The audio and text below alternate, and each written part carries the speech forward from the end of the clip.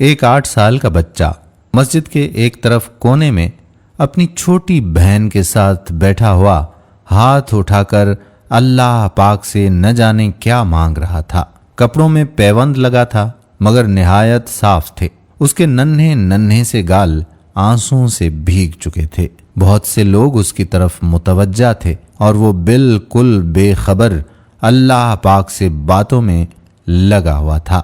جیسے ہی وہ اٹھا، ایک اجنبی نے بڑھ کر اس کا ننھا سا ہاتھ پکڑا اور پوچھا، بیٹا اللہ پاک سے کیا مانگ رہے ہو؟ اس نے کہا، میرے ابو مر گئے ہیں، ان کے لیے جنت۔ میری امی ہر وقت روتی رہتی ہے، اس کے لیے صبر۔ میری بہن ماں سے کپڑے مانگتی ہے، اس کے لیے رقم۔ اجنبی نے سوال کیا، کیا آپ اسکول جاتے ہو؟ بچے نے کہا، ہاں جاتا ہوں۔ اجنبی نے پوچھا، بیٹا کس کلاس میں پڑھتے ہو؟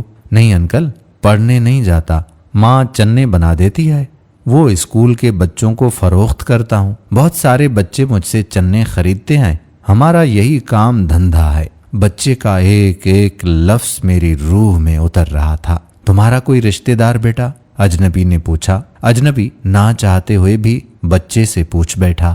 انکل امی کہتی ہیں غریب کا کوئی رشتہ دار نہیں ہوتا، امی کبھی جھوٹ نہیں بولتی انکل۔ لیکن انکل جب ہم کھانا کھا رہے ہوتے ہیں اور میں کہتا ہوں امی آپ بھی کھانا کھاؤ نا، تو وہ کہتی ہیں کہ میں نے کھا لیا ہے، اس وقت لگتا ہے کہ وہ جھوٹ بول رہی ہیں۔ اجنبی کہنے لگا، بیٹا اگر آپ کو آپ کے گھر کا خرچہ مل جائے تو آپ پڑھو گے؟ بچے نے کہا، نہیں انکل بالکل نہیں، کیونکہ تعلیم حاصل کرنے والے غریبوں سے نفرت کرتے ہیں، ہمیں کسی پڑھے ہوئے نے کبھی نہیں پوچھا، پاس سے گزر جاتے ہیں۔ اجنبی حیران بھی تھا اور پریشان بھی۔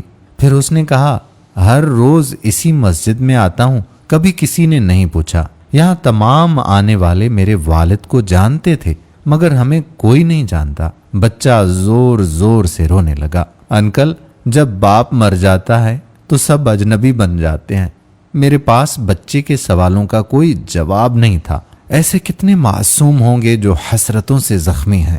بس ایک کوشش کیجیے اور اپنے ارد گرد ایسے ضرورت مند یتیموں اور بے سہاروں کو ڈھونڈیے اور ان کی مدد کیجیے۔ مدرسوں اور مسجدوں میں سیمنٹ یا اناج کی بوری دینے سے پہلے اپنے آس پاس کسی غریب کو دیکھ لیں، شاید اس کو آٹے کی بوری زیادہ ضرورت میں ہو۔ آپ کسی کو تصویریں بھیجتے ہیں